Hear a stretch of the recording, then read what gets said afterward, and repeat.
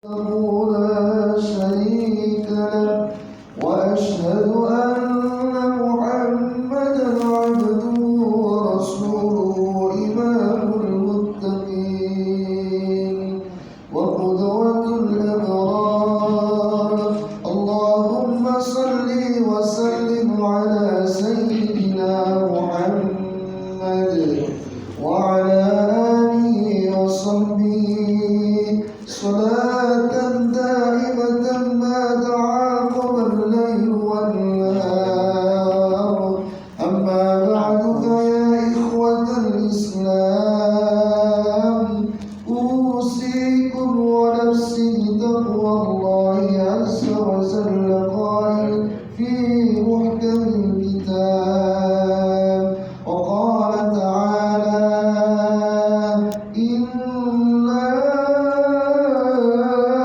أعطيناك الكوثر فصل لربك وانحر إن شانئك هو الأبتر صدق الله العظيم. Hadirin sidang jamaah Idul Adha rahimahullah. Pada kesempatan pagi hari ini, marilah kita senantiasa selalu bertakwa kepada Allah Subhanahu wa taala dalam artian menjalankan perintah-perintahnya, menjauhi segala larangan-larangannya.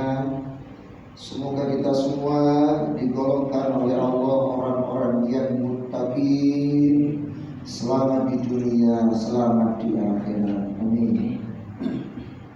Hari raya Kurban atau bisa kita sebut Idul Adha yang kita peringati tiap tahun tak bisa terlepas dari kisah Nabi Ibrahim alaihissalam sebagaimana yang terekam dalam surah As-Saffat ayat 99 sampai 111. Meskipun praktek kurban sebenarnya sudah dilaksanakan oleh putra Nabi Adam alaihissalam, Qabil dan Habil, diceritakan bahwa korban yang diterima oleh Allah Subhanahu wa taala adalah kurbannya Habil bukan Qabil. Itu pun bukan daging kurban atau darah Allah yang terima, namun ketulusan hati dan ketakwaan dari si pemberi kurban.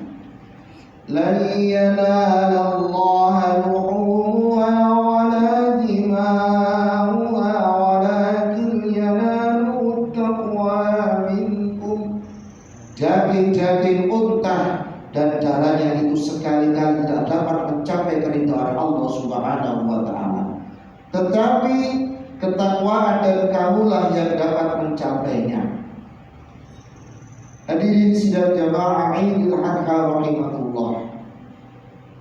Setidaknya ada 3 pesan yang kita tarik dari kisah Nabi Ibrahim alaihissalam dan Nabi Ismail serta ritual penyembelihan kurban secara umum.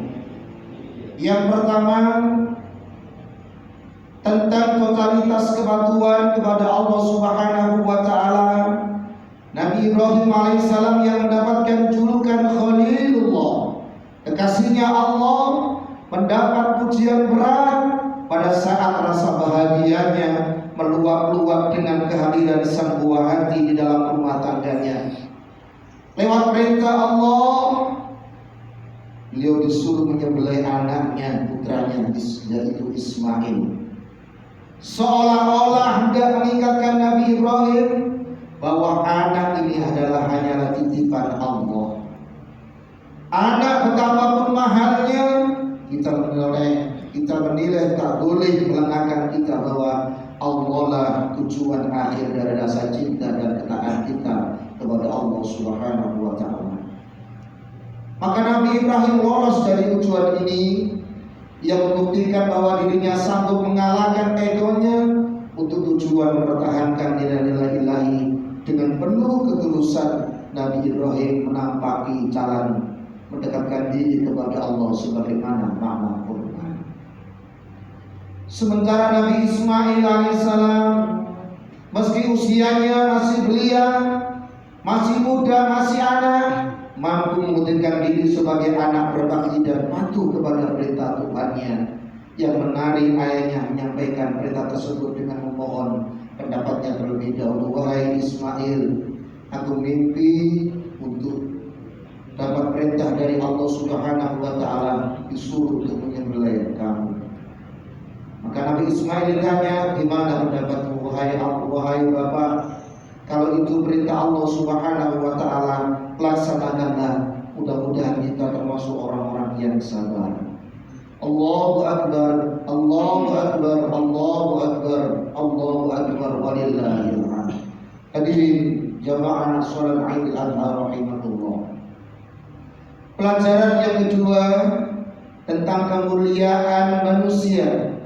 Dalam kisah itu, di satu sisi kita diingatkan jangan menganggap mahal sesuatu bila untuk mempertahankan nilai-nilai ketuhanan. Namun di sisi lain kita juga dihimbau untuk tidak meremehkan nyawa dan darah manusia. Penggantian Nabi Ismail alaihissalam dengan domba besar adalah pesan nyata bahwa pengorbanan dalam bentuk tubuh manusia yang berlangsung dalam tradisi sejumlah kelompok pada zaman dahulu adalah hal yang diharamkan. Manusia dengan manusia yang lain sesungguhnya saudara. Mereka dilahirkan dari satu bapak, yakni Nabi Adam alaihissalam. Seluruh manusia ibarat satu tubuh yang diciptakan Allah dalam kemuliaan. Karena itu membunuh atau menyakiti satu manusia ibarat membunuh manusia secara keseluruhan. Maka larangan mengorbankan manusia sebetulnya penegasan kembali tentang luhurnya kemanusiaan di mata Islam, dan karenanya mesti dijamin hak-haknya. Hadirin sidang jamaah salat Id rahimakumullah. Pelajaran yang ketiga yang kita bisa ambil adalah tentang hakikat pengorbanan. Sedekah daging hewan kurban hanyalah simbol dari makna korban yang sejatinya yang sangat luas, meliputi pengorbanan dalam wujud harta benda, tentang pikiran, waktu dan lain sebagainya. Pengorbanan merupakan manifestasi dari kesadaran kita sebagai makhluk sosial. Bayangkan bila masing-masing manusia sekedar memenuhi ego dan kebutuhan sendiri tanpa peduli dengan kebutuhan orang lain. Alangkah kacaunya kehidupan ini. Orang mesti mengorbankan sedikit waktunya, misalkan untuk mengantri dalam sebuah loket penjualan tiket, bersedia menghentikan sejenak kendaraannya karena lampu merah dan lain sebagainya, sebab keserakahan hanyalah ditinggi para binatang. Disinilah perlunya kita menyembelih ego kebinatangan kita untuk menggapai kedekatan kepada Allah Subhanahu wa Ta'ala, karena esensi kurban adalah solidaritas sesama dan ketulusan murni untuk mengharap ridho Allah Subhanahu wa Ta'ala. Mudah-mudahan kita semua selalu dibimbing oleh Allah Subhanahu wa Ta'ala.